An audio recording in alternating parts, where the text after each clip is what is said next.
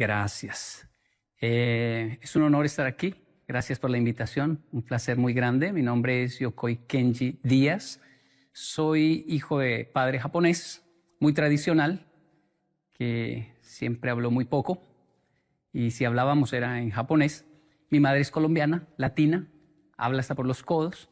Y crecí viéndolos en un convenio de... Mi padre solo habla japonés con ella y ella solo le responde en español. Ellos entienden mutuamente el idioma opuesto. Ya no se dan cuenta de esto, pero la consecuencia es que somos 4 hermanos que crecimos escuchando 2 idiomas y sintiendo una empatía profunda por 2 culturas muy distintas, muy diferentes. Soy casado hace 23 años. Tenemos 2 hijos. Kenji David tiene ya 22 años, nuestro hijo mayor. El menor tiene 16, Keigo Daniel. El mayor nació en Japón, el menor en Colombia. Soy trabajador social. Me dedico hace muchísimos años a analizar patrones de comportamiento en nuestra sociedad para entender un poco el porqué de cosas muy positivas como la disciplina del japonés y sus éxitos, algunas muy negativas como el porqué del suicidio en un país como Japón, de cosas muy positivas como el porqué de tanta alegría y esa capacidad de improvisar del latinoamericano, el porqué de la violencia en Latinoamérica y patrones de la pobreza que son difíciles de combatir. Debo decirlo para iniciar, no soy coach, no soy un líder, ¿cómo llama?, motivacional, positivista o algo así, y no tengo la culpa de lo que a veces acontece en redes. Quiero decir, no sé cómo explicarlo, a veces me llegan, por ejemplo, frases interesantes, muy motivacionales, de Yokoi Kenji, con una foto de Yokoi Kenji que yo nunca dije. Y las veo y digo, wow, pero yo no... Pero pues son buenas, así que me las aprendo ya que son mías, ¿no? y porque se viralizan a veces. No soporto ver mis propios contenidos, mis propios videos. No sé por qué. Pasa mucho, ¿no? Uno no soporta escuchar su propia voz por ahí. Yo hablo así, ese es mi tono. Pero me he obligado a hacerlo porque me asustan algunos videos donde llegan con ciertos títulos como 10 pasos para alcanzar el éxito según Yokoi Kenji. Y yo digo, wow, ¿cuáles son? No los conozco. ¿Yo cuándo dije eso? Entonces me siento a ver y son retazos de varios videos, conceptos que crearon uno y crearon, y yo, ya lo entiendo, y se hizo viral. Me llegó uno peor que decía, ¿cómo ser rico según Yokoi Kenji? Ahí sí me senté con mi esposa, le dije, veamos este video a ver cómo somos. Lo peor es que lo digo yo. Soy trabajador social, así que estaba haciendo un trabajo social y alguien me dijo, hey, hay varios Yokoi Kenji por ahí, porque como usted no tiene redes, nacieron varios Yokoi Kenji por su contenido que otros están filmando. Yo, pero no entendía, fui a ver y encontré varios Yokoi Kenji. Les escribí. O sea, hablé conmigo mismo varias veces. Fue raro realmente hablar con personas. Hey, ¿qué está haciendo, loco?, le decía yo. ¿No? ¿Qué hace? Sí, hijo mío, ¿qué quieres?, me dice. No, ¿cuál hijo mío? Yo soy Yokoi Kenji. Y me respondían, ¿y yo cómo sé que tú sí eres Yokoi Kenji? No, pues yo por lo menos sé que tú no eres. Devuélveme el nombre. Y bueno, ya hoy todo lo que está allí certificado somos nosotros. Y siempre acostumbro enseñar un poquito de japonés antes de toda intervención. Dicen en Latinoamérica, para romper el hielo. No sé si quieren aprender. Sí. Una de las mejores técnicas para aprender japonés es no pensar en español. Solo disfrutarlo como si fuésemos niños. Tal vez por eso le va muy bien a los niños aprendiendo otro idioma. Con todo respeto, como si fuésemos niños, con todo respeto, nariz en japonés se dice hana. Por favor, haga así conmigo. Hana. Excelente. Mimi. Una vez más. Hana. Mimi. Kuchi. Eso es fácil por lo de kuchi kuchi, ¿verdad? Otra vez, por favor. Mimi. Kuchi. Hana. Me. Ojo se dice me. Y la última, atama. Atama, hana, me, kuchi, mimi. Vi que aprendieron.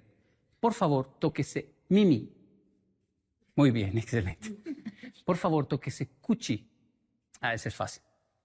Por favor, tóquese hana. Muy bien, no, iban bien. Estaban bien, estaban bien. Por favor, tóquese me. Ahora sí, atama. Solo hay una forma de verificar si realmente lo aprendimos o no. ¿Qué le parece? De pronto sea prematuro, pero es que lo veo haciéndolos muy bien. Yo me toco la parte del rostro y usted lo pronuncia en japonés. De pronto funciona. Intentemos.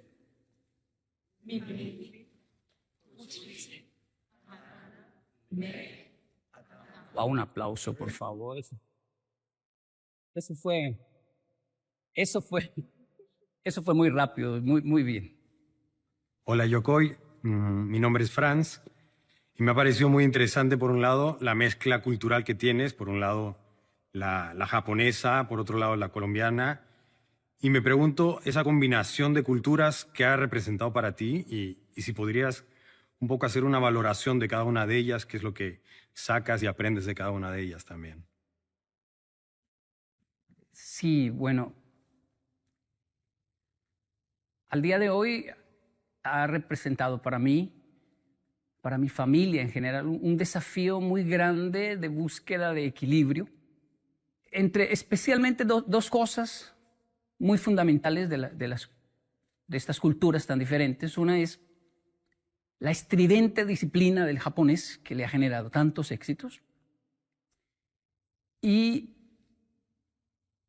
esa capacidad que tiene el latino, es envidiable esto, el latino tiene una capacidad enorme de funcionar muy bien en el caos. Es casi que adicto al caos, porque en el caos le va muy bien. En el caos se requiere improvisar, no tener miedo, pararse muy fuerte, y como parece ser que desde la infancia estas comunidades, nuestra gente, digo yo, tuvo que enfrentar cosas muy complejas, una época muy violenta, incluso de los padres a los hijos, amenazas, no solamente de guerrillas o algo así, no, amenazas de si llegas tarde, te mato a golpes. Y el latino llegaba tarde.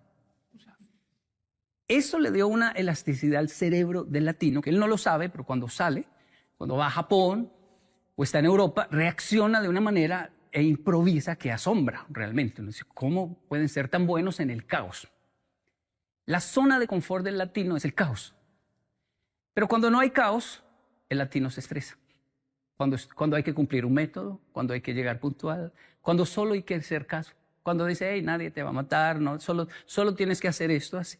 El latino comienza de pronto a picarle todo, a decir, pero ¿quién me va a amenazar para que yo haga las cosas bien? Como, esto, por supuesto, es inconsciente, ¿no?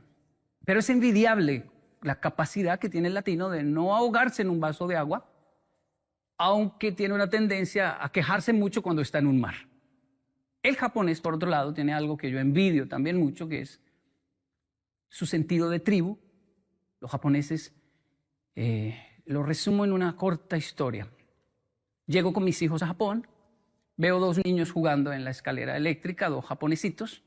Miro a mis hijos y les digo, miren lo que voy a hacer. Niños, pongan cuidado. Keigo y David, pongan cuidado. Y miro a los niños japoneses y les digo, abunai domas, abunai. Eso es peligroso. No pueden hacer eso. Y los niños japoneses automáticamente, así en la escalera, llegan al final de la escalera eléctrica. El menor está asustado y sale corriendo ante mi voz, pero el mayor sabe lo que tiene que hacer. Me mira, dice, perdón, y se va. Mis hijos quedaron asombrados. ¿Cómo es posible que le hagan caso, papá? ¿Los conoce? No los conozco. ¿Y por qué le hacen caso? Porque soy un adulto. ¿Cómo así? No entiendo. ¿Y por qué? Porque en Japón cualquier niño puede ser regañado por cualquier adulto porque son todos nuestros hijos. Es más, yo debo darles una bronca. ¿Cómo se dice aquí? Regañar, dar una bronca, ¿verdad? Porque o si no, soy un adulto irresponsable. Si veo a un niño haciendo algo indebido y no le llamo la atención, no estoy cumpliendo un sentido común de Japón. Así que lo regaño. ¿Y qué le dijo? Me pidió perdón y se fue. Y mis hijos dijeron, wow, ¿cómo es posible? Y yo estaba muy feliz que mis hijos, que crecieron en Latinoamérica, que son colombianos, aunque el mayor nació en Japón, pero son colombianos, vieran este ejemplo. Miren. Y yo dije, con esto aprenden una lección importante, y lo único que aprendieron fue a decirme, papá, mire eso, regañe eso, dale una bronca a eso también. Papá, mire eso lo que está haciendo, papá. ¿Y por qué le hacen caso? Y yo le dije, ¿por qué me hacen caso los niños? Porque los únicos niños que en este país no me harían caso son ustedes, que sí son mis hijos. Porque son latinos y vamos, están acostumbrados al caos. Me dio una bronca, pero a la tercera le hago caso, voy al límite, lo llevo a papá al límite y me devuelvo. Y sé manejar muy bien ese límite. Pero en Japón tienen esta capacidad del sentido de tribu. Un vecino me dio una bronca, un regaño muy fuerte, y yo lo acusé con mi papá, y mi padre salió y le dio gracias. Y me dijo, él es su papá. Y yo, ¿el vecino es mi papá? Cuando yo no estoy, él es su papá. Y la señora del frente y el maestro y todos tienen autoridad porque son nuestros hijos. Ese sentido de tribu de los japoneses que se conecta con no lanzar un papel al suelo, con dejar el baño público limpio para el siguiente. Este sentido de tribu es envidiable. Ahora, los dos en extremo generan patologías fuertes también y consecuencias a veces nefastas como el suicidio o el homicidio. Y por eso la búsqueda del equilibrio es como mi conclusión, Frank, ante esas dos culturas. Hola, Yokoi. Soy Jesús. Te he escuchado en alguna charla hablar sobre los conceptos de Ikigai y Shimei. Y me gustaría que explicara su significado y nos diera algún ejemplo. Muchas gracias. Gracias, Jesús. Sí. Ikigai y Shimei. Bueno, Shimei es propósito de vida, lo que vine a hacer a este mundo, y habla de hacer. Y una de las conclusiones del Shimei más importante es que tiene que ver con el ser humano, con servicio al prójimo. En el proceso, uno en el Shimei a veces dice, no me interesa el ser humano, me interesan las tortugas, quiero salvar tortugas. Las tortugas son más lindas que el ser humano, son inofensivas, voy a salvarlas. Pero siempre cuando se va avanzando, dice, bueno, necesito más seres humanos para salvar más tortugas. Necesito el ser humano. Y es hermoso porque alguien decía, hablando de defender la fauna y la naturaleza, yo, pero si borráramos al ser humano de la tierra, florecería todo. Se acabarían todos los problemas del mundo. Sí, pero ¿quién daría esa noticia? ¿Quién haría poesía sobre eso? ¿Quién vería la primavera? ¿Quién nos enseñaría a suspirar y a ver la belleza de... Ya tuvieron los dinosaurios su momento, fueron protagonistas, ahora somos nosotros. Y aunque somos un problema, al mismo tiempo somos una de las mejores soluciones también para muchas situaciones. Eso es Shimei. El mundo de Shimei es muy interesante. Ahora está el concepto del Ikigai. El Ikigai ya no tiene que ver con el otro, sino conmigo. El Ikigai es algo interno. Un ejemplo sencillo es que si yo tengo un Shimei definido, un propósito de vida definido, se puede truncar si acontece un accidente, si caigo preso por alguna razón y entonces ya no puedo ir a salvar las tortugas, o se puede truncar un propósito si pierdo mis manos, entonces debo cambiar a otro. Pero el Ikigai no se trunca por nada. Si caigo preso, allí florece también el Ikigai. Si pierdo mis manos, florece aún más. El Ikigai es algo que viene adentro, es de adentro. Y por eso una de las traducciones es sentido de vida. Yo, cuando hablo de Ikigai o Shimei, digo, están en japonés, ¿no? Pero no significa que sean japoneses. Es como el quinto sabor, ¿no? El umami. Le pusieron umami, pero no se lo inventaron los japoneses. Solo colocaron ese término, gustó, así se bautizó, pero el Ikigai y el Shimei es igual. Está en todo lugar. crecí con un abuelo colombiano, un paisa, es decir, de esa zona donde tiene un acento muy peculiar, y hombres de negocios. Entonces él siempre hablaba mucho y decía una frase fascinante, mi abuelo. Todos en la familia, cuando hablamos del abuelo, podemos repetir la frase del abuelo. Él decía, acento colombiano, no, hermano, eso, a ese precio que yo le estoy dando, eso es un regalo. Es más, lléveselo, mijo, y si no le gustó, no me lo paga. Hágale, lléveselo. Y así vendían las cosas. Es decir, llévesela, que yo estoy seguro que le va a gustar. Si no, no me lo paga. Esa seguridad, por supuesto, generaba estrés en mi abuela. Decía, lo van a robar. Nadie va... No, pero él tenía una seguridad y vendía. Y era un hombre, un comerciante. Distinto a mi padre, japonés, un hombre de empresa. Mi abuelo era un comerciante. Y él cae en cama por cáncer. Yo viajo de Japón con 16 años a visitar al abuelo en su lecho, donde ya le habían dicho en el hospital, llévenlo a la casa para que muera, parta con sus familiares. Y yo fui a Colombia a mis 16 a ver al abuelo. Y la abuela me contó, ¿cómo le parece la que me hizo Jaime Gómez, mi abuelo? ¿Qué hizo, abuelita?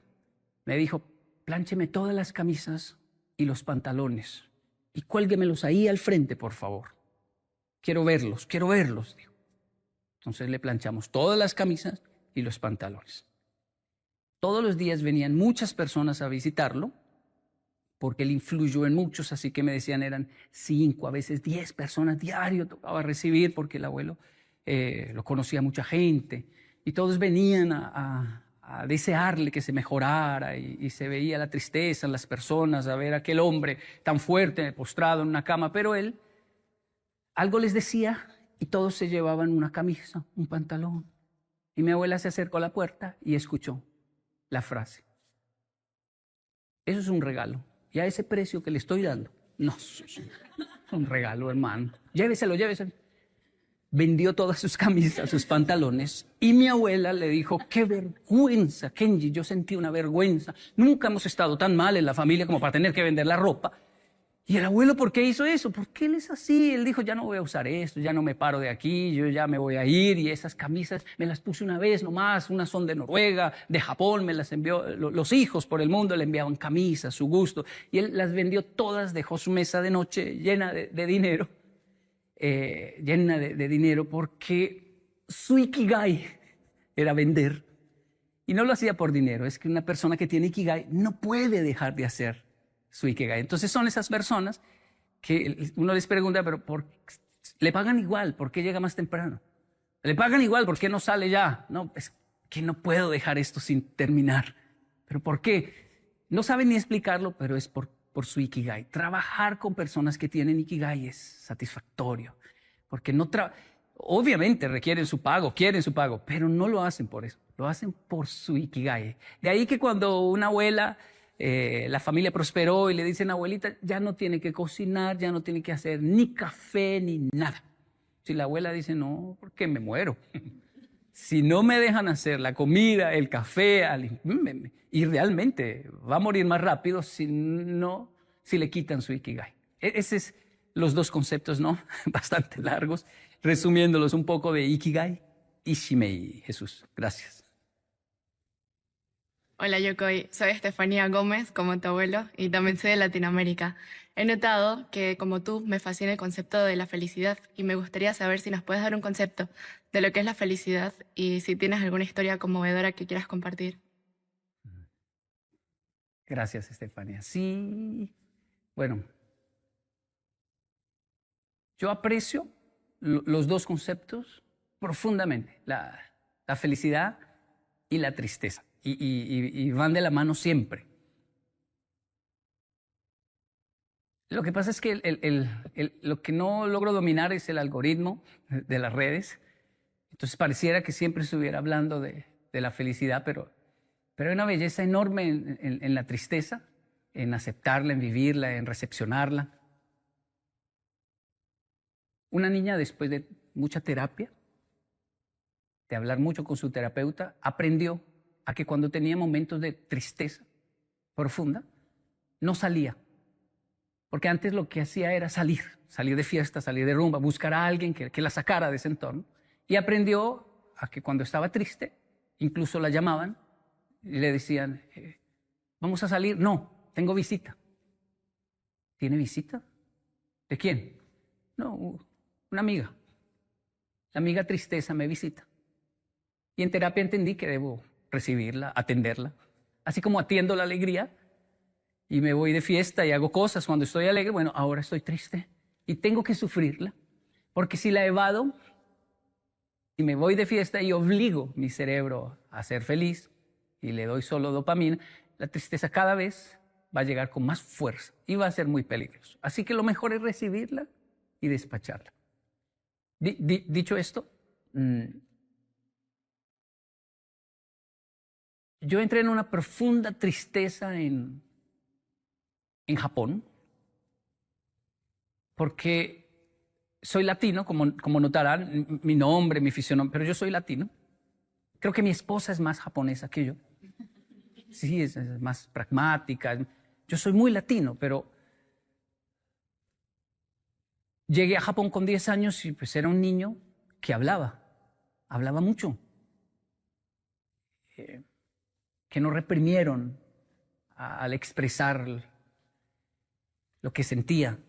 Y llego a un país donde no entiendo y no me entienden.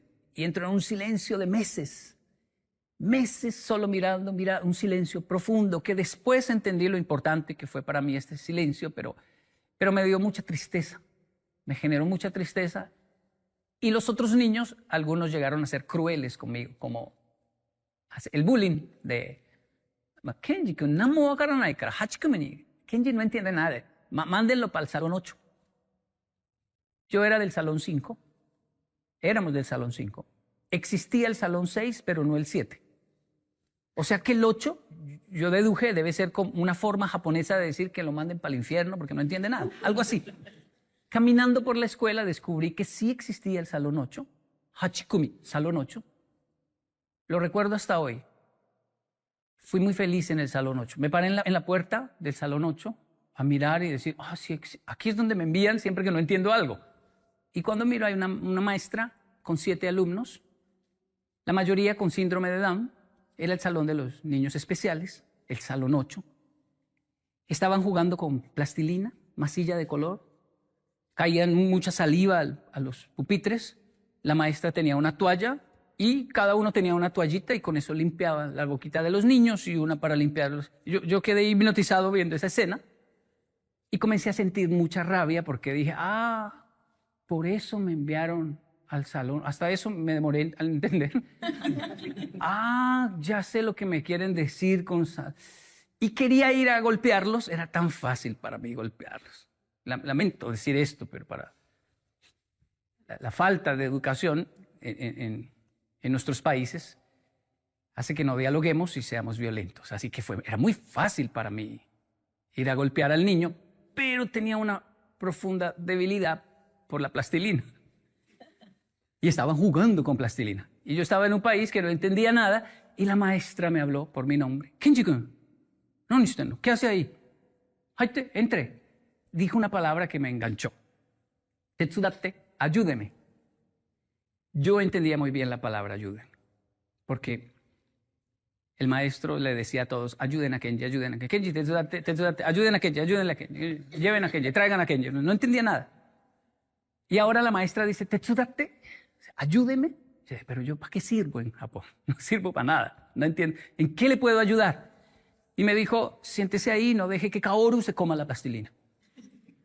Un niño llamado Kaoru hacía un pancito y había un momento donde él se hipnotizaba con su propio pan y se lo iba a comer y yo, no es de comer. Y él me miraba y seguía jugando. O sea, hacía caso, pero había que despertarlo de su hipnosis porque se enamoraba de su propio pan. Y eso pasaba cada 3, 4 minutos. La maestra a veces tenía que ir a sacarle pero ahora estaba yo, qué fácil la tarea. Jugar con plastilina y cuidar a Kaoru que, no está echando, y ya. Pasaron minutos, horas, y yo le dije a la profesora, quiero quedarme en el salón 8. que aquí aprendo más. Aquí están aprendiendo los colores, justo lo que necesito, los números. Y yo me demoro para aprender, pero ellos se demoran más porque son muy felices y solo quieren jugar. Entonces ellos sí aprenden, pero tienen que enseñarles con canciones, con juegos. Y era justo lo que yo necesitaba. Además me sentía como un profesor improvisado. Pasar de no entender nada en un salón así mirando al aire, 3 tipos de escritura, ahora ser el profesor de unos niños que se están comiendo la plastilina y yo les digo que no, y cantemos, y ahora los colores, y otra vez los colores. La maestra abogó por mí con los otros maestros, déjenme a Kenji aquí en el salón 8. Él realmente aquí es funcional y va aprendiendo. Yo le enseño. Me quedé en el salón 8, lo que comenzó como un bullying y que me generó mucha tristeza, me sacó de la tristeza. Salón 8, fui muy feliz en el salón 8. Y también creo que inconscientemente me acercó a una problemática social que tal vez me generó esta inclinación a lo que hoy hago, que es el tema de lo social, ¿no? Así que no sé si sirva, pero evadir la tristeza a veces es evadir la misma felicidad. Hay que manejar respetar los dos conceptos. Hola, Yokoi. Quería preguntarte qué importancia tiene la educación para ti y para el desarrollo de las personas. Recuérdame el nombre, perdón. Mauro. Mauro. ¿Qué edad tienes, Mauro? 16. 16. Gracias, Mauro. Mauro, yo estoy muy sorprendido positivamente por lo que pasa con la educación actual. Porque hablo con mis hijos y hay algo dentro de mí, o en realidad es alguien dentro de mí, que no quiere mucho a mis hijos. Y es el Kenji de mi infancia. Yo amo a mis hijos, pero mi niño interior los odia un poco. Porque mi niño interior no entiende por qué tienen tantas facilidades cuando él no las tuvo. Y por qué nos obligaron a leer, nos obligaron a escribir, nos obligaron a la educación. Y ahora ellos tienen la opción de qué quieren estudiar, de si quieren comenzar a leer, si no, escojan el libro que quieren leer. Y eso le molesta a mi niño interior. Pero cuando hablo con mis hijos, saben mucho más de lo que yo sabía a la misma edad. Y eso me impresiona muchísimo. Y cuando les pregunto, pero ¿por qué sabe eso? O sea, ¿dónde lo leyó? Pues no, lo escuché a un profesor que es youtuber, un maestro que es tiktoker. ¿Por qué sabe tanto de química? ¿Por qué le está yendo bien en química? Es que yo sigo hay un hombre fascinante que sigo con mis hijos, Hassan Taolalla. Hassan Taolalla, él es científico y trata todos esos temas. Pero la forma en que los trata es, ¿y qué pasaría si Superman corre a esta velocidad e intenta detener un tren? Y entonces, claro, engancha a los jóvenes. Y mi hijo sabe de toda esta terminología. Eso repercute en buenas calificaciones y además en criterio propio. Porque ya puedo hablar con mis hijos de capitalismo, socialismo, feminismo, comunismo, cristianismo, todos los ismos.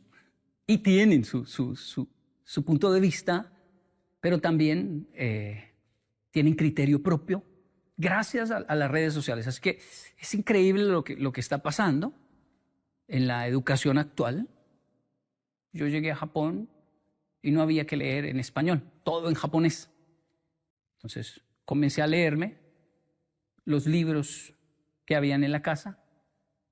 Stephen King. Me leí Isabel Allende. Si hubiese crecido en Colombia no los leo. Pero era lo único que mamá tenía. Y me leí todos esos libros. Y cuando ya no habían, hay una latina que vive yo no sé a cuántas estaciones y tiene unos libros. Llévele estos y intercámbielos, como si fueran tesoros. Y viajar horas a intercambiar libros. Descubrimos una librería hispana en Ochanomizu, en Tokio. Hay que ir y pedir los libros y esperar 3 meses a que lleguen por correo. Y cuando llegaban, tasar la lectura, es decir, no leerlo todo porque se acaba y queda otra vez. O sea, imagínese eso. Voy a leer solo un capítulo en el tren, en unos días leo el otro y lo releo y le saco conclusiones que ni el autor se imagina por el hambre que yo tenía de lectura en Japón. Entonces, creo que son 2 escenarios increíbles que demuestran que el ser humano, con mucha hambre, crece, pero también cuando hay tantas opciones, ¿no? También es fascinante. Así que es una generación que me impresiona mucho y me gusta hacia dónde va la educación, me gusta mucho. Fue más fácil para mí, Mauro. Fue mucho más fácil para mí que para ti. Porque yo solo tenía una opción, ser traductor y estudiar humanidades y no más. ¿Qué quiere hacer Kenji? Eso. ¿Y por qué? Siente una pasión profunda porque no hay sino eso. Es más difícil para Mauro. Cuando le muestran tantas, es muy difícil, el cerebro sufre. Y el adulto es muy cruel, dice, pero mire, yo solo tenía eso y lo hice, ¿cómo no va a poder con todo lo que le estamos dando? Pues eso es lo difícil. Es increíble, pero cuando uno está en una nevera, y si solo hay una salchicha y unos huevos, adivine qué vamos a comer. Y vamos a hacer un plato. Pero cuando la nevera está llena, el cerebro sufre tanto que incluso teniendo hambre, la ansiedad se la quita y dice, no sé, es que no sé qué comer porque está llena. Ustedes son de una época que tiene la nevera llena de opciones y por eso la tienen difícil. Mis hijos, Mauro, la tienen muy difícil y no piense que es anormal o es desagradecido por no saber ni qué estudiar. Es normal, es muy difícil esta época, pero bueno, es lo que hay. Tiene también su parte fascinante, como lo dije al principio. Hay maestros que nos marcan de por vida. Es una vocación maravillosa. Pero primero la maestra del Salón 8. Luego estaba el profesor de inglés.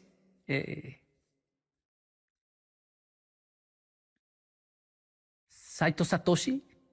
Umemiya, en realidad. El maestro, bueno, era crítico estudiar inglés. Para el japonés es muy difícil estudiar inglés porque el japonés es como el español, es plano en la pronunciación. Arigato, sayonara. Pero el inglés no, que haga la lengua así. Banana, banana, banana. ¿Ah? Y el japonés entonces llevan un nativo, salón por salón, a que haga a todos mirar cómo hace la lengua, a dibujarla para poder.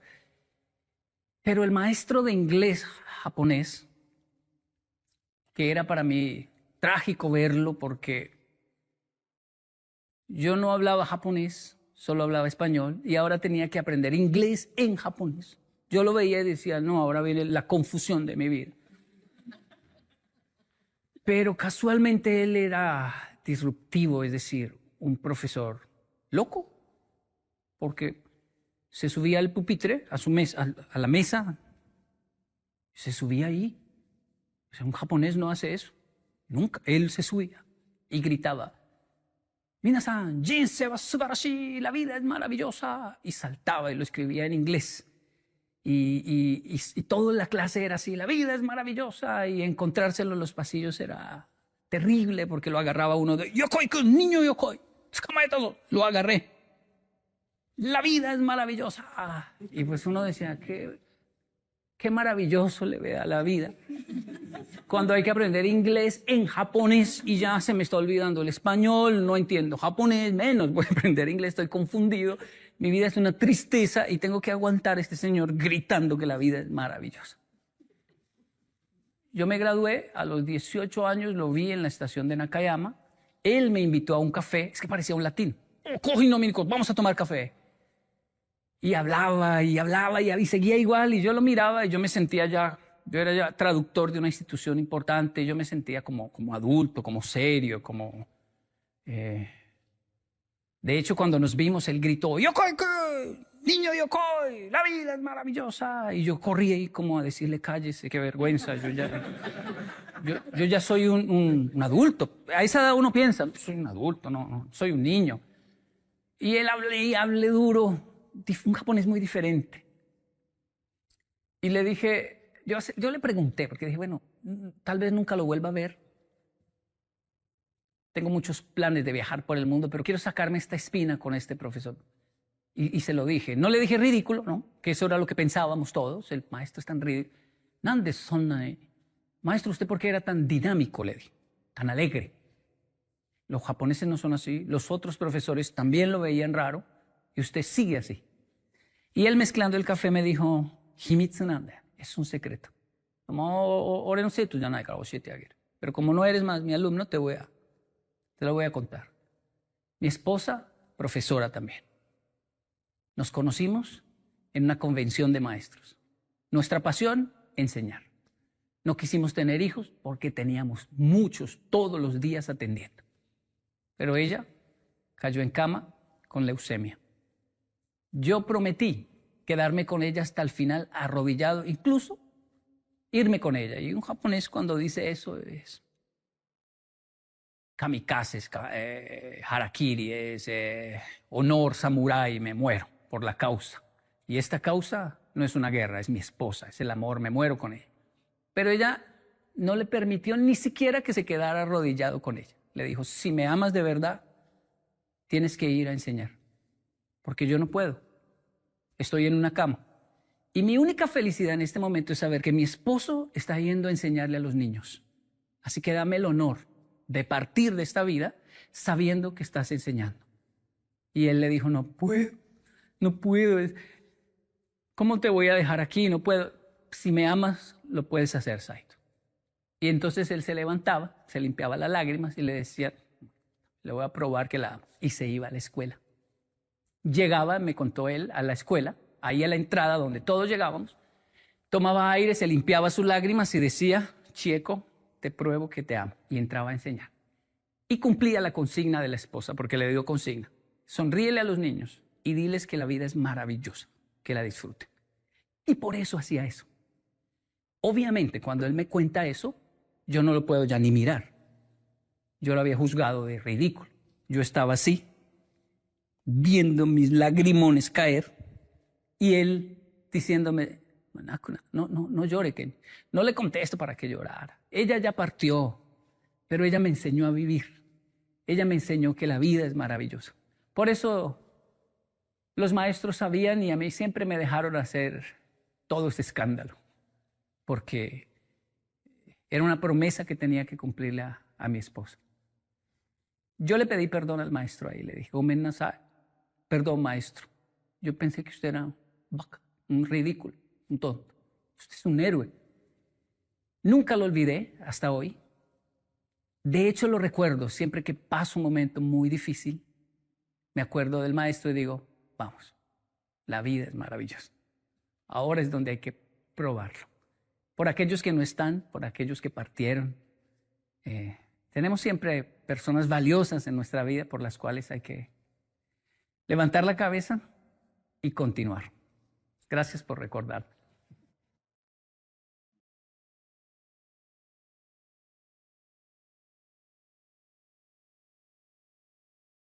Hola, Sensei Yokoi. Mi nombre es Andrés. También, al igual que tú, soy colombiano. También Gómez, soy paisa. Y bueno, siempre ha sido un sueño para mí haberte visto cara a cara como lo estoy ahora en este momento.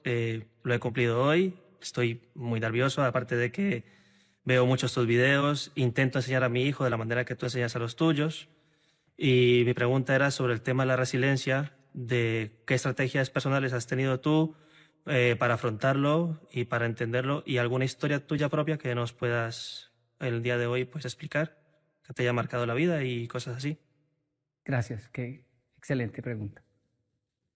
Sí, es una palabra que aprendimos a pronunciar en nuestro mundo hispanohablante, en castellano, resiliencia, y que adquirió una connotación más importante en la pandemia, ¿no? La resiliencia.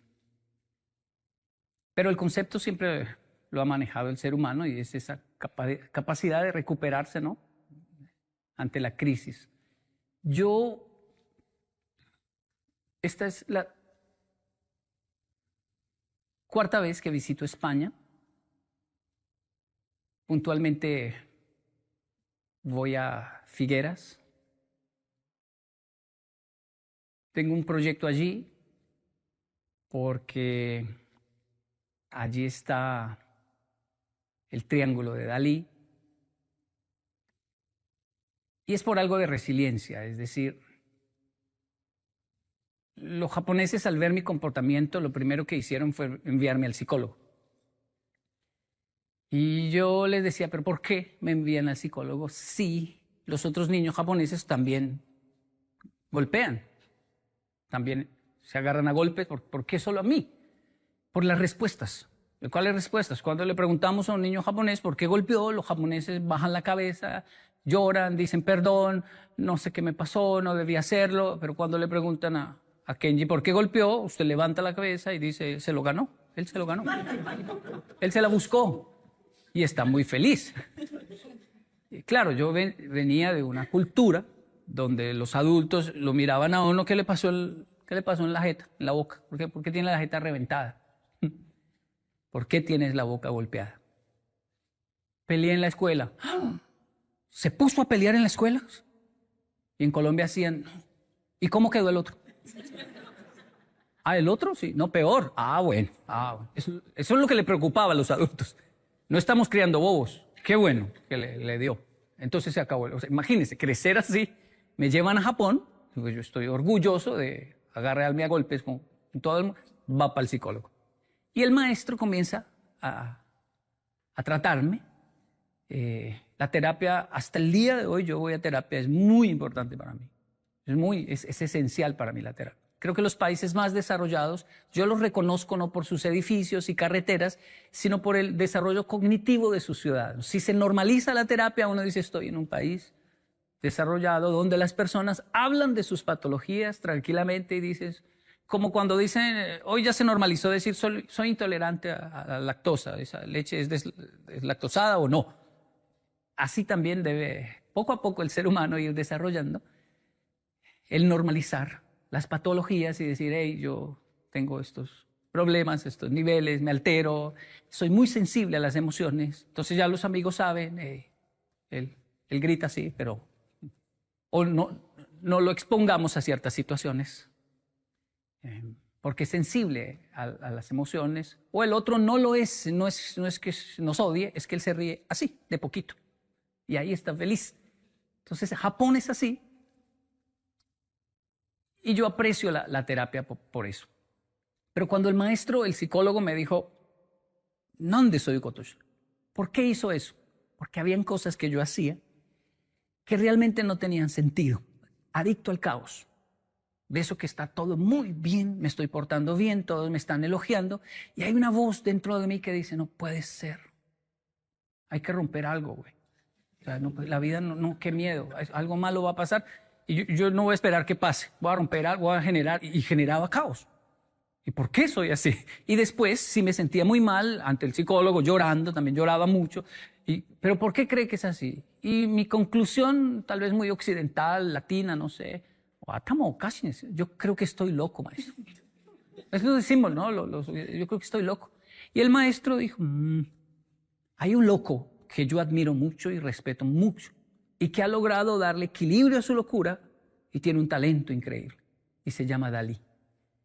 El psicólogo era el mismo maestro de manualidades, de artes, y me presentó a Dalí y sus dibujos, y yo me obsesioné, porque era una locura, elefantes con patas flacas y largas, cosas muy raras. Era como si alguien expresara todo el caos que había en mi cerebro y era una forma de ver a otro diciendo, hey, no estás tan loco. Y esto se puede pintar y esto se puede expresar. Y nunca olvidé a Dalí. Pasaron más cosas con Dalí. Y una vez una familiar de mi esposa me dijo, estoy viviendo en Figueras Ah, sí, sí. ¿Y qué tal es, Figueres? No, es bonito, vienen muchos. Por ahí hay muchos japoneses. Sí, ¿y por qué? Vienen a ver ahí un pintor que no sé, tiene su casa ahí y la gente. ¿Y cómo se llama? No sé, Kenji, pero investigue. Ay, es ese.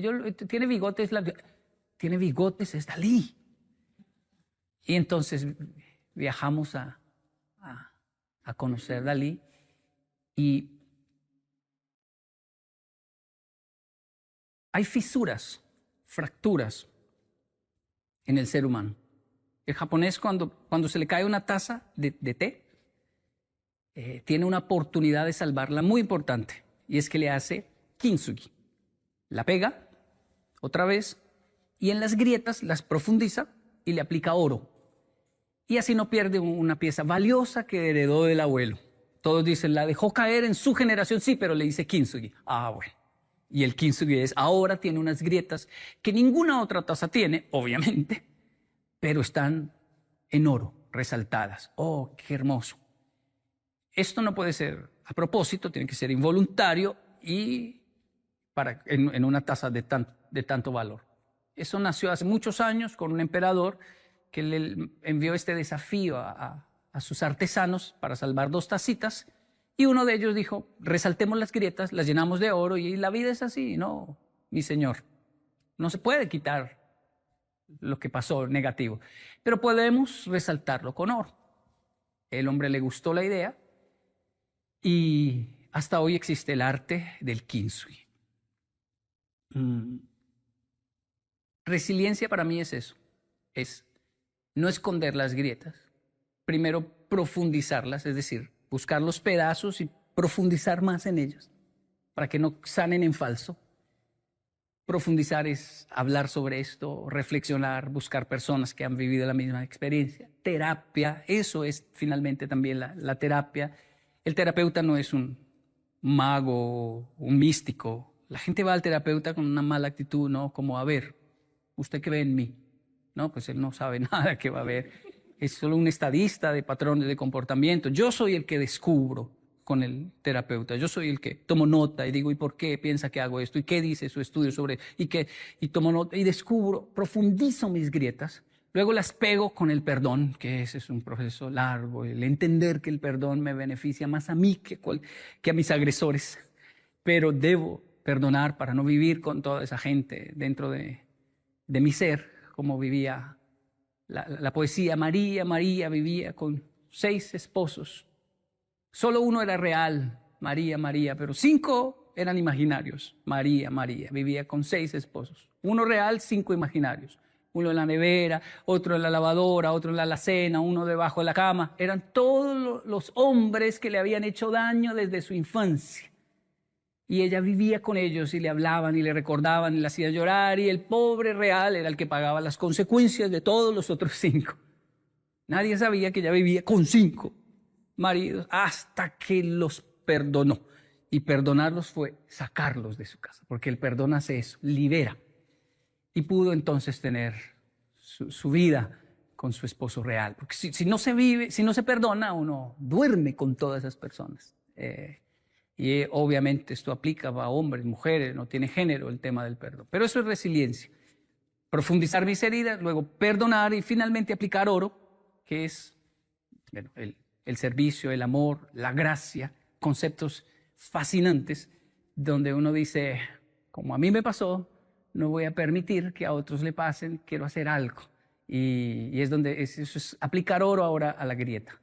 Primero profundizo mi herida, la sano con el perdón y ahora le doy un propósito, ¿no? Eso es oro, hacer algo con mi historia para que otros no tengan que vivir lo mismo, o por lo menos se sientan acompañados. Hey, yo viví lo mismo y sé cómo es ese proceso. Una persona que hizo kintsugi, resiliencia de verdad, por ejemplo, no habla mal de su primer matrimonio.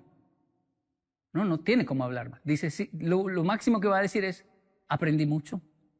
Ella y yo aprendimos.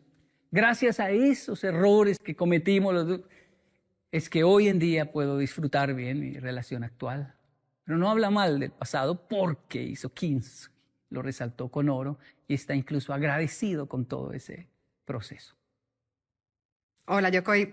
Yo soy Alicia. Estoy fascinada escuchándote y lo primero, darte las gracias por compartir tanta sabiduría con nosotros y también con las nuevas generaciones.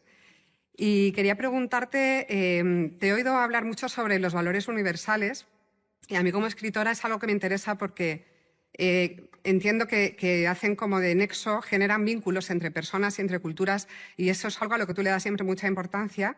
Quería preguntarte por qué. Y también si hay alguna historia en concreto que te haya servido de inspiración en este sentido. Gracias. Es que son diferentes, ¿no? Los japoneses y los colombianos. Son muy diferentes. Su fisionomía. Los colombianos ven a los japoneses todos iguales, ¿eh? Todos son iguales. Y los japoneses ven a los colombianos y también dicen, todos tienen la nariz grande, todos son iguales. Todos tienen los ojos grandes. Al principio ese choque genera un choque cultural, le llaman, y adversidad. Uno dice, son muy distintos. Y conforme uno investiga, uno dice, no puede ser. Es la misma gallina en Japón y la misma gallina en Colombia, pero la gallina en Colombia hace kikiriki, ¿cierto? ¿O no? ¿Aquí cómo hacen en España? Kikiriki. Los japoneses dicen coquecoco. Dicen, no, una gallina no hace coquecoco, güey. No sé. Y quiero ir a escuchar a una gallina japonesa, a ver si es que cacarea en japonés. Coquecoco. Y ellos escuchan coquecoco. Y así hay tantas cosas que uno dice son diferentes. Para ellos el semáforo o la manzana verde no es verde, es azul. Pero es la misma manzana. ¿Por qué la ven azul? Ahora. Y son tantas diferencias que uno se siente como que no, son otro planeta, jamás vamos a entendernos, esto es muy distinto. Y poco a poco me gusta ver la vida del migrante porque yo visito muchos países y veo migrantes que ¿cuánto lleva?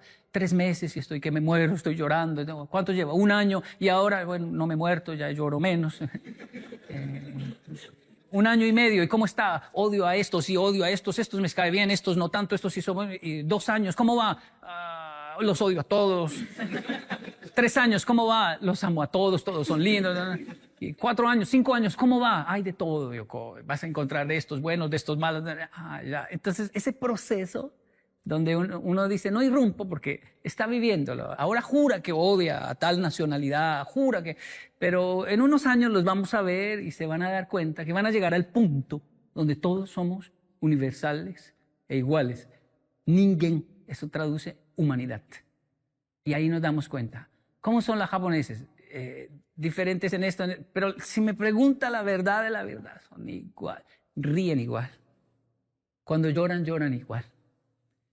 Cuando hacen el amor, lo tienen que hacer igual, no de otra forma. Cuando sufren, sufren igual. Y sí, hay muchas diferencias, pero si llega un punto donde nace un solo idioma, todos lo hablan, lo manejan bien. Vamos, hay que salvar a esa persona. Y la humanidad, ese lenguaje maravilloso. A veces por eso, entender el idioma a veces es un problema. Yo presenté una colombiana y un amigo japonés en nuestro proceso de turismo social. Bueno, él la conoció haciendo quiropraxia porque resultaba que era un joven que hacía quiropraxia y el asunto es que se conocieron por nuestro proyecto y se enamoraron y se casaron. Pero Hirokazu, él no habla español, no hablaba bien español y Andrea no hablaba japonés. Y la gente me decía, Kenji, pero ¿cómo se van a entender? Pues se entienden de maravilla porque no hablan el mismo idioma. Y es como mis padres. ¿Cómo así? Cuando discuten, la discusión es corta. De hecho, la discusión llega a un punto donde dice, uy, es que me da rabia porque igual no me va a entender. Y no le puedo atacar más. Y el otro dice, tampoco puedo defenderme más. Y solo se miran con mucha ira o mucha rabia y después se les va a pasar. En una pareja que maneja el mismo idioma, la discusión puede durar hasta las 2, 3, 4 y 5 de la mañana. Y a esa hora mirarse, los dos hispanohablantes, y decir, ¿es que yo hablo en chino o qué? ¿Por qué no me entiende? Incluso ya ni se acuerdan por qué pelean. Están cansados. Ni saben, porque el idioma a veces es un problema. Y es que hay un lenguaje universal que es mejor que nuestro propio idioma. Y es ese, la sonrisa, no sé cómo decirlo, pero tomarle la mano, vamos, yo lo llevo, vamos, yo le indico. Ya, hay una película que me fascina, que se llama Un cuento chino. Es argentina. Es de un chino que llega a Argentina y hay un argentino muy parco, muy mal carácter, mala leche, dicen, pero no lo puede negar, es un ser humano.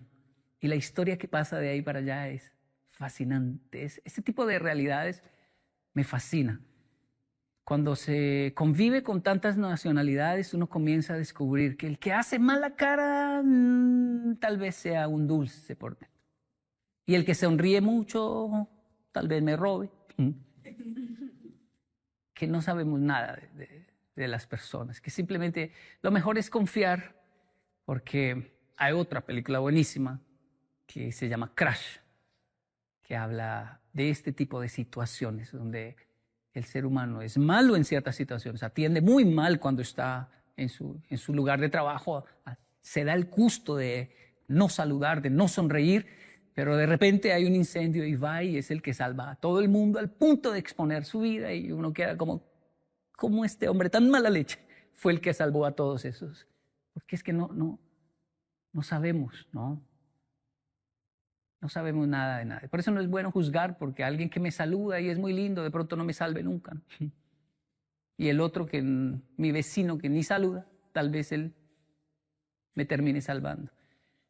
Esos, no sé si llamarle principios, valores, pero esa humanidad es el lenguaje por excelencia, que yo pienso vamos a comenzar a manejar todos en el mundo. Estamos buscando unificar qué monedas, que quitar visas, fronteras, pero no es tan relevante como unificar nuestros principios universales y decir, y él maneja el mismo lenguaje que yo, el lenguaje de la humanidad. Hola, soy Edisa Gómez, un placer conocerte y me gustaría preguntarte sobre el bienestar emocional, porque creo que es algo que nos preocupa a todos. ¿Y cuáles serían tus prácticas para poder mantener una buena salud mental? Bueno, ya lo dije muchas veces y no me canso, gracias por la pregunta, porque no me canso de decir, voy a terapia. La terapia y terapia es no solo sentarse frente a una persona, ya uno comienza a identificar los momentos terapéuticos. Digo, estoy recibiendo terapia en este momento. Mi cerebro quiere huir de aquí, pero en realidad quiere huir porque él vive en la zona de confort y yo necesito estar aquí. Lo identifico y digo, sigo aquí con estas personas que me están haciendo sufrir, pero en realidad es porque es terapia. Están dando el equilibrio a mi locura y lo necesito. Entonces, la terapia... Nunca imaginé que un terapeuta tan importante para mí fuera mi mascota, mi perro. Ya lo habían dicho, ¿no? En los escritos, la naturaleza, ya lo habían dicho, es nuestro contacto con la naturaleza. Y por eso los entrenan y son algunos de servicio, ¿no? El mío es de apoyo emocional y realmente lo es, porque me centra muchísimo. Mis hijos ya están grandes, se cuidan solos y ellos ahora me cuidan. Pero tengo como un niño ahí que me dice, hey, cálmate porque debemos ir a hacer chichi, a hacer popó, porque me debes sacar, Y es increíble lo terapéutico que es este contacto. Hace poco leí de una cárcel que le permitió a los presos el privilegio, por buen comportamiento, de tener un gato. Y conforme mejoraban su comportamiento, les daban premios para sus gatos, como juguetes, mejor comida, camas. Y ellos en esta cárcel, comenzaron a comportarse de maravilla, porque ellos sentían, yo soy un animal, un monstruo fuerte, que no merezco que me den nada y puedo solo. Pero este gato es inofensivo, él no merece, y por él soy tan fuerte como para portarme bien, porque mi gato quiere un ratón de peluche y se lo voy a lograr, dijo él. Y lo lograron, o sea, es decir, mejoraron el comportamiento de personas con muchos conflictos por unos gatos que les permitieron entrar a la cárcel. Y bueno, ya ahora hay historias y testimonios y creo que hacia allá va la humanidad. Ya nos lo habían dicho, ¿no? El desarrollo de una sociedad se va a notar en el comportamiento de ellos hacia sus animales, ¿no? Parece una locura porque también hay algo de hey, pero son perros, los tratan como niños, como humanos. Está también el extremo, ¿no? Que no hay que idolatrar tampoco las mascotas al punto de que las hacen sufrir por idolatrarlas. Es decir, abusamos ahora en otro sentido de estos animalitos, de la naturaleza, ¿no? Así que esas son algunas de mis prácticas. E ir a Japón, porque últimamente ando muy reconocido en países hispanohablantes. Entonces no hay país de Sudamérica que yo vaya y no me digan Yokoi. Y eso deshumaniza bastante, me genera crisis, y entonces me escapo a Japón. Y en Japón soy uno más de 120 millones de japoneses. Todos nos parecemos, no sé cuál soy yo. No, me entiendo. Hola, Yokoi, soy Nora. Encantada de saludarte. Me está encantando conocer tu filosofía de vida y el optimismo que nos trasladas, ¿no? En ese sentido, me gustaría saber cómo consigues lograr ese optimismo incluso en situaciones complicadas, y qué nos podrías decir a nosotros para al menos intentarlo. Y aprovechando que estoy preguntando también, si nos puedes poner algún ejemplo que ilustre, aunque nos has contado ya muchos y que ilustran optimismo también y resiliencia, etcétera. En este caso, que te centres en el optimismo, ¿no? Gracias, Nora. No, me gustaría decir que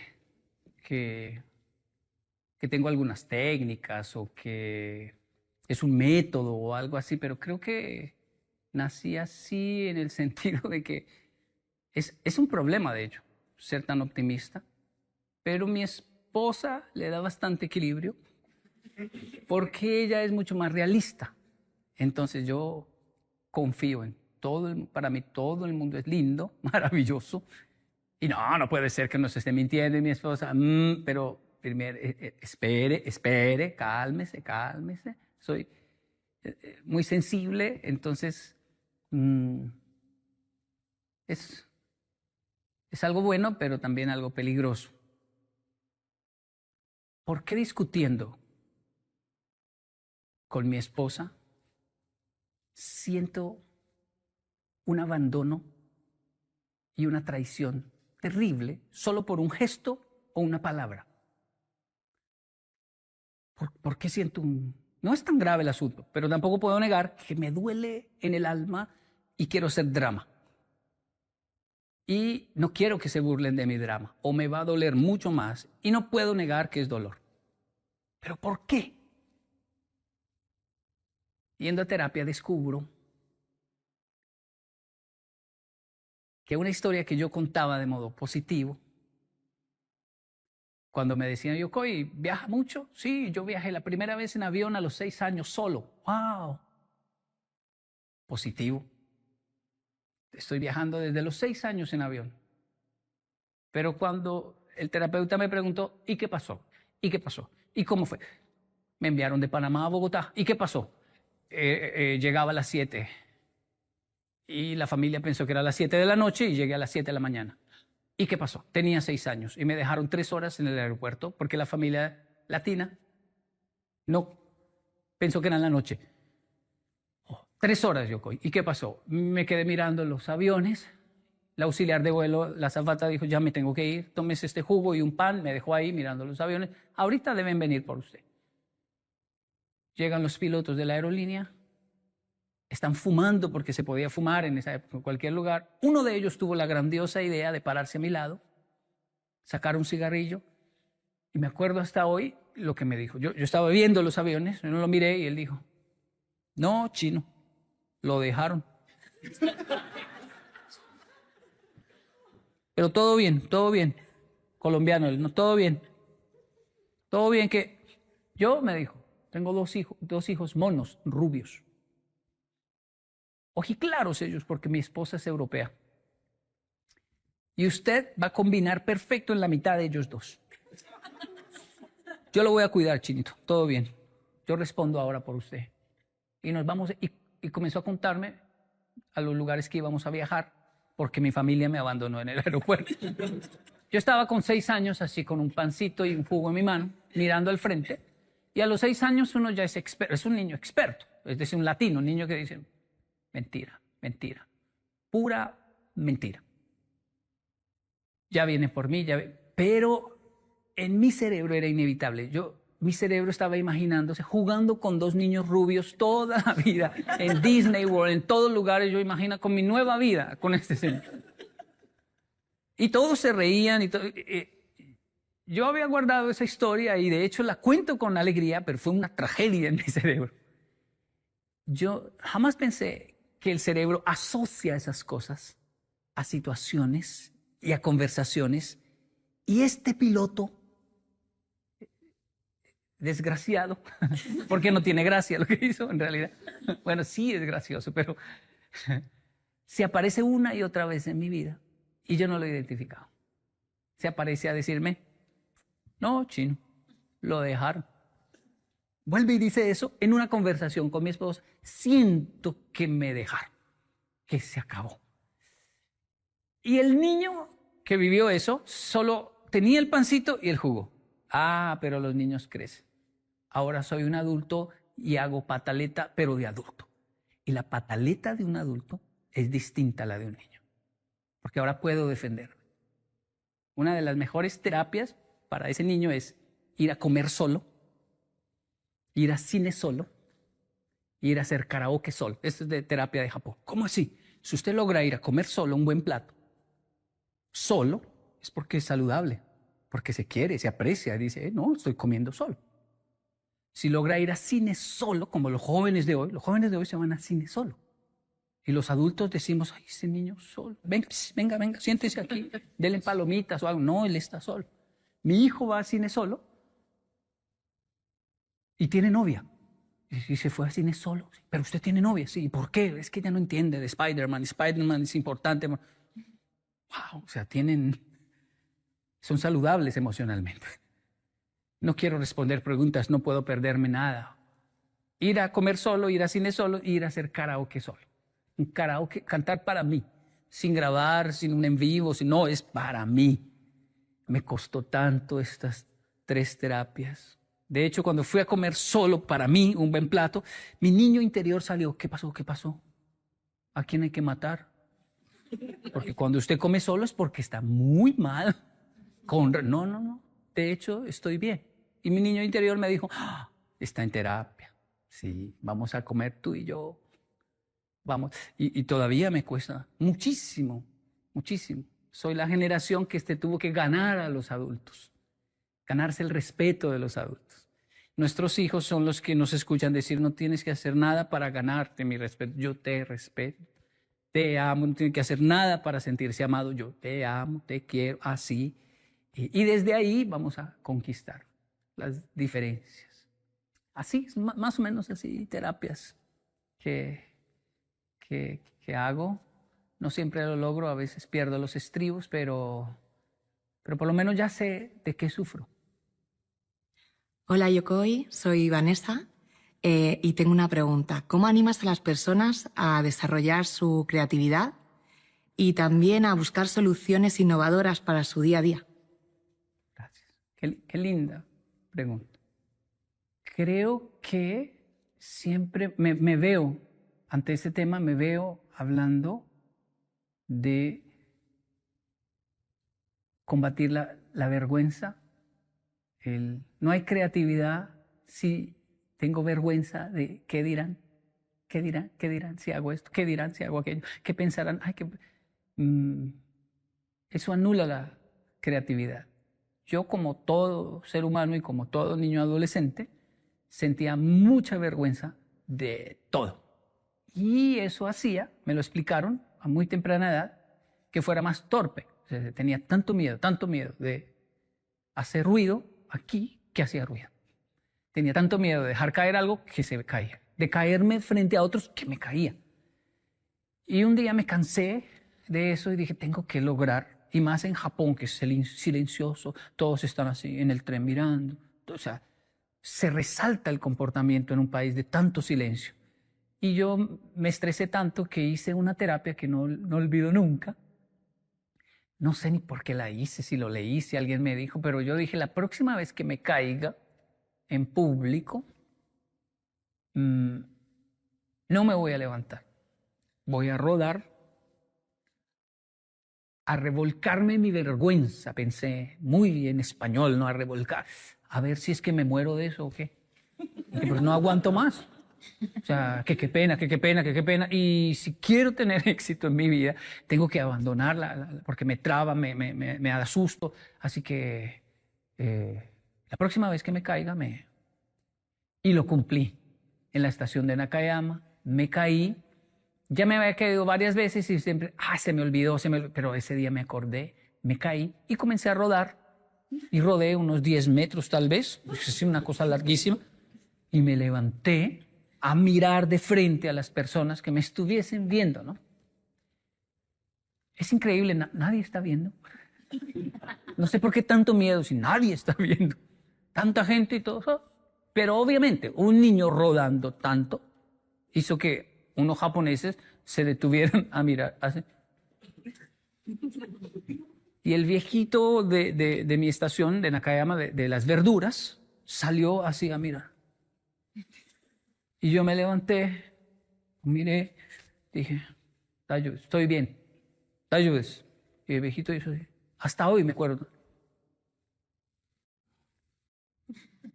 Y otro que me estaba viendo aplaudió y todos como 3 personas me aplaudieron y me fui.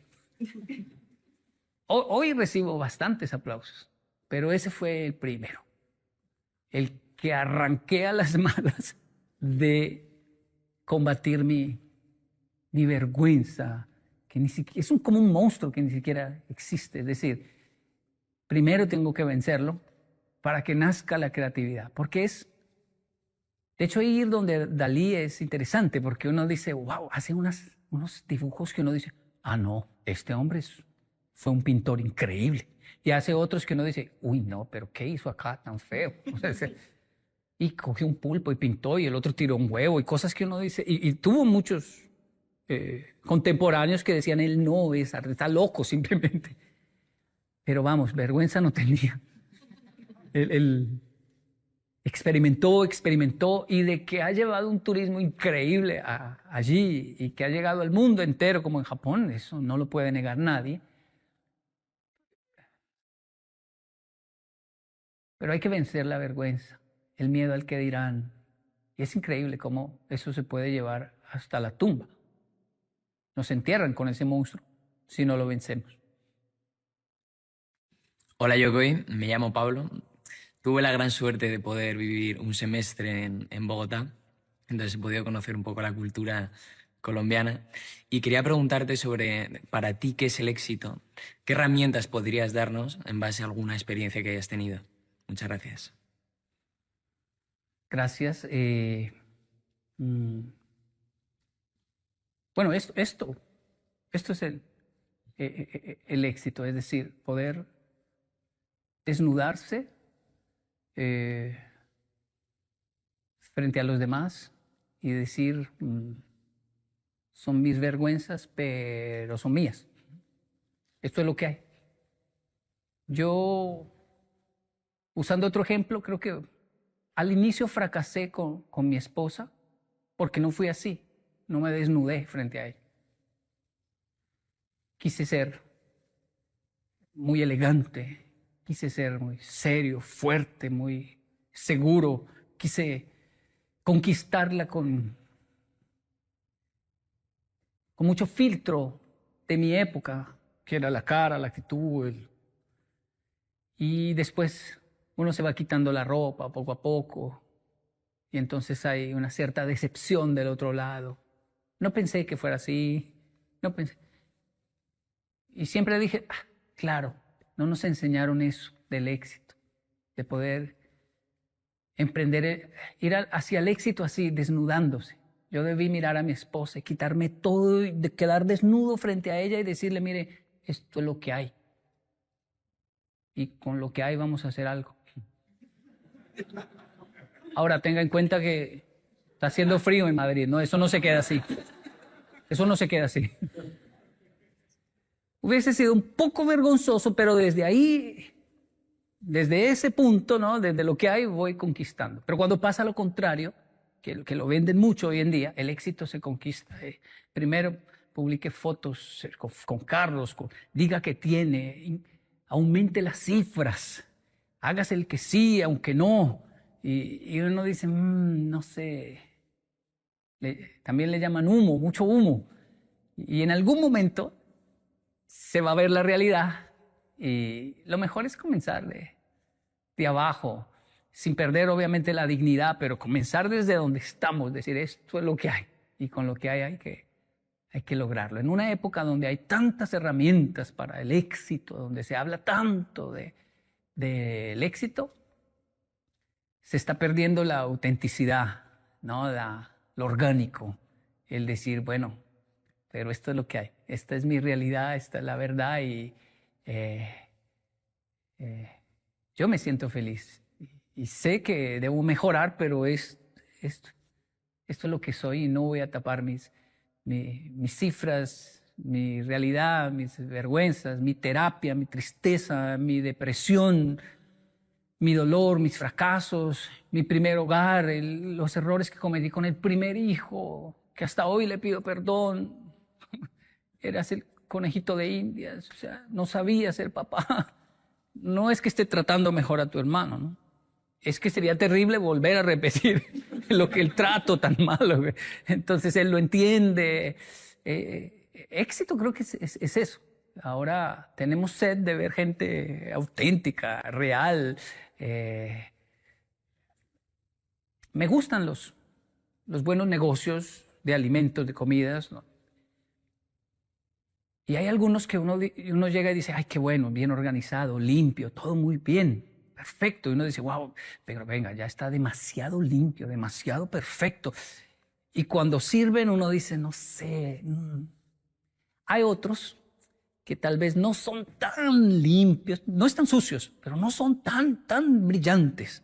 Y uno dice, wow, qué delicioso comer aquí. Le recomiendo este lugar. No se sorprenda al llegar, no va a pensar, no es, bueno, la gran cosa, pero es delicioso lo que sirven allí.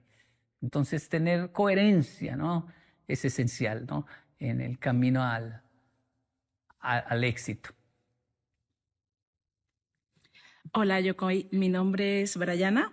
Un placer estar aquí compartiendo con usted.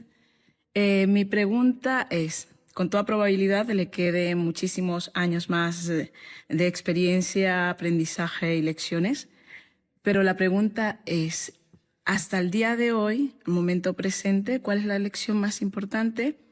O de otra manera, ¿cuáles son los aprendizajes más importantes que ha tenido en su vida?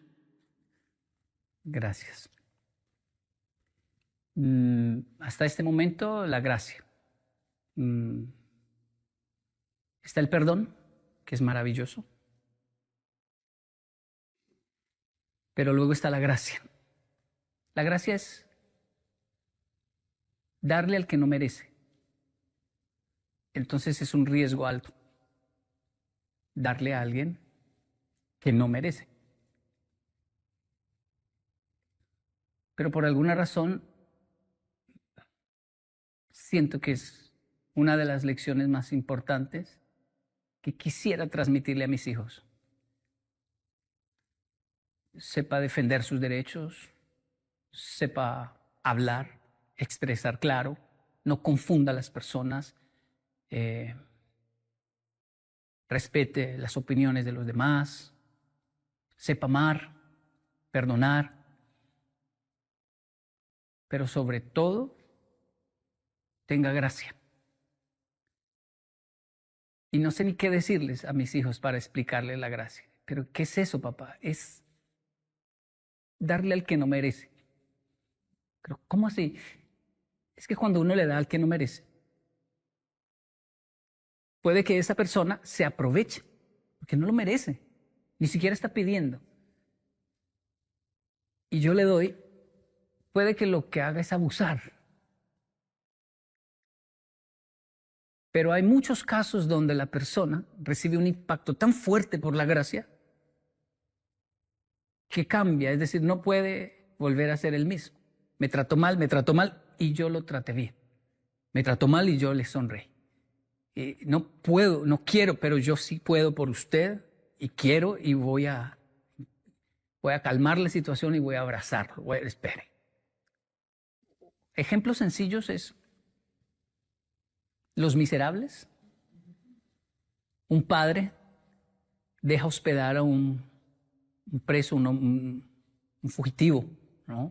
Un reo fugitivo, lo hospeda, le da comida, lo trata como si fuera un hijo. Las monjitas le dicen, padre, nos va a robar, nos puede matar. No, yo sé lo que hago, y lo trata como un hijo.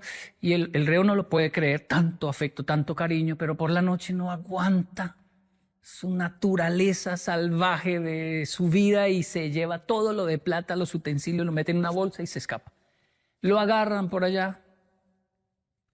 Con todo eso, lo traen ante el padre y dicen, este loco dice que usted le regaló esas cosas de plata, este ladrón sinvergüenza. Pero eso no puede ser de él. El padre lo mira y le dice, se te quedaron los candelabros, y le saca otras 2 cosas de plata y se las da. O sea, absurdo. Y las monjas miran al padre y dicen, el ladrón dice, ¿sí ve? No era mentira, él me lo regaló, y se escapa. Pero algo pasa en el cerebro de este ladrón que no puede volver a robar. No puede volver a hacer nada más. No puede. Algo hizo esto absurdo que hizo el padre, este acto de gracia, que el hombre no pudo y comenzó a darle vueltas esto en su mente. Tantas vueltas que comenzó a estudiar, a leer, a mejorar, a entender la vida. Finalmente cambió de vida, se hizo, creo que fue un alcalde, como un alcalde de una ciudad. Pero aquel policía siempre lo buscó y descubrió, él era un reo ausente, yo lo dejé ir y lo comenzó a buscar. Y bueno, Los Miserables, está el libro de Víctor Hugo, están las películas, deben verlo, pero esa gracia que transforma, no sé ni cómo explicarlo, no la tengo, ni la rasguño. A veces uno tiene visos y uno dice, pude hacerlo. Pero ¿cómo me gustaría que mis hijos la tuvieran? Tienen mucho más que yo. Y eso es hermoso verlo en los hijos. A veces son más tolerantes, más amables, más... Pero me parece una enseñanza fascinante lo que es la gracia, sin darle una connotación ni política ni religiosa, sino como un rasgo. Si es divino, igual está ahí. Al alcance de nuestra humanidad.